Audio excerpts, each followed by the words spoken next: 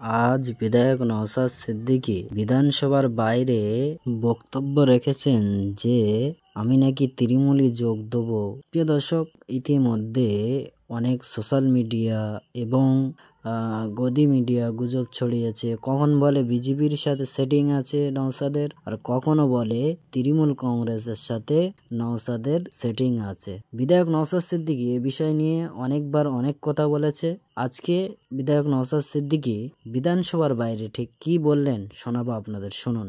অবস্থাকে এত তলানিতে নিয়ে যাওয়ার চেষ্টা করছে রাজ্য সরকারের যিনি মুখ্যমন্ত্রী, সরকারের যিনি প্রধান, তাকে সমস্যার কথা জানাতে গেলেও নাকি তৃণমূলে যোগদান। কেন এইটা হচ্ছে? যেভাবে গরু ছাগলের মতো না এমএলএ এমপি কেনা বেচা হচ্ছে, জনপ্রতিনিধি কেনা বেচা হচ্ছে, এই জন্য মানুষ অন্যকে সন্দেহ করছে। কেন আমি যাব? আমার ডিগনিটি নাই, আমার আত্মসম্মান নাই।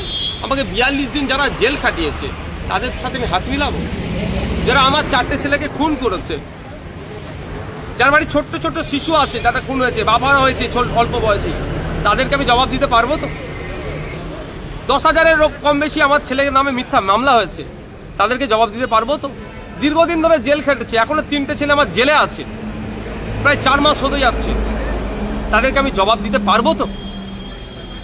আমার নামে 13টা মামলা দিয়েছে। আমার কোন দুঃখে আমি তৃণমূলে যাব? আমি যথেষ্ট সুখে আছি তো। হ্যাঁ, আমার ভাইদেরকে হারিয়েছি, সে আমার দুঃখ আছে, এর বদলে আমি গণতান্ত্রিক প্রক্রিয়াতে নেব। কিন্তু আমাদের ছোট্ট সংসার, আমরা কুড়ে ঘরে থাকলেও কিন্তু আমরা রাজার মতো আছি আমাদের সংসারে। আমরা যা আমাদের মেম্বার যা আছে, আমি রাজপ্রসাদের স্বপ্ন দেখিনি যেখানে গিয়ে অশান্তিতে থাকি।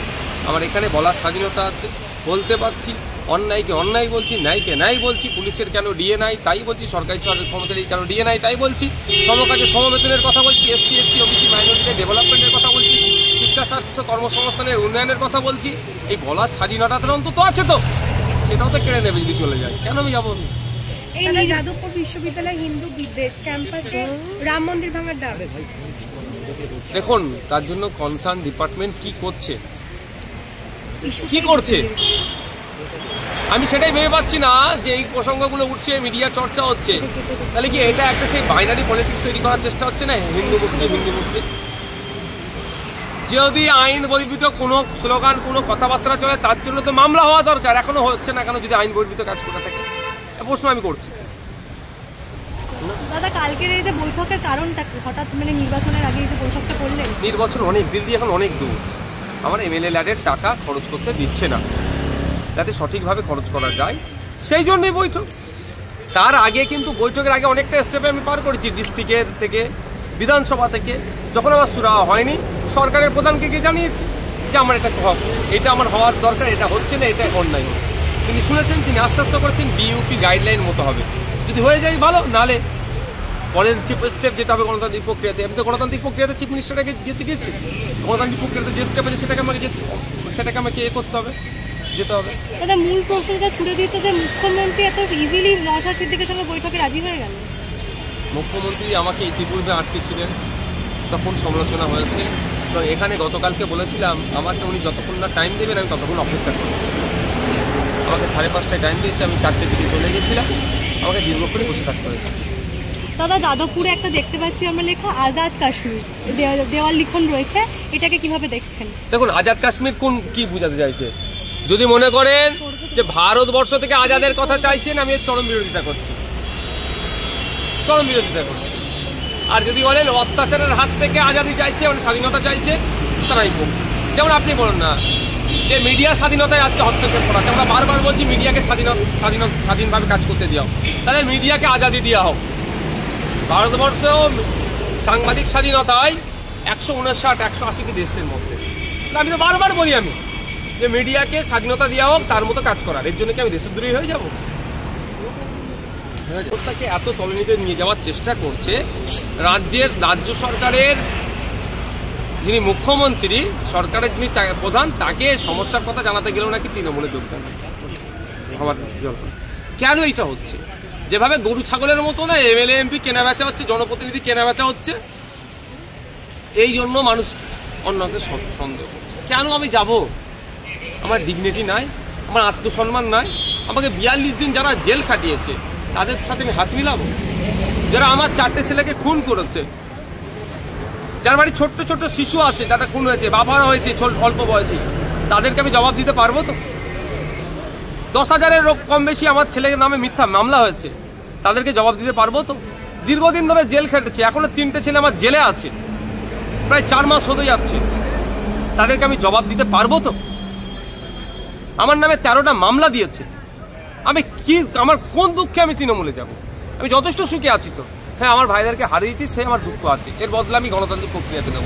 কিন্তু আমাদের ছোট্ট সংসার, আমরা কুড়ে ঘরে থাকলেও কিন্তু আমরা রাজার মতো আছি আমাদের সংসারে, আমরা যা আমাদের মেম্বার যা আছে, আমি রাজপ্রসাদের স্বপ্ন দেখিনি যেখানে কি অশান্তিতে থাকি।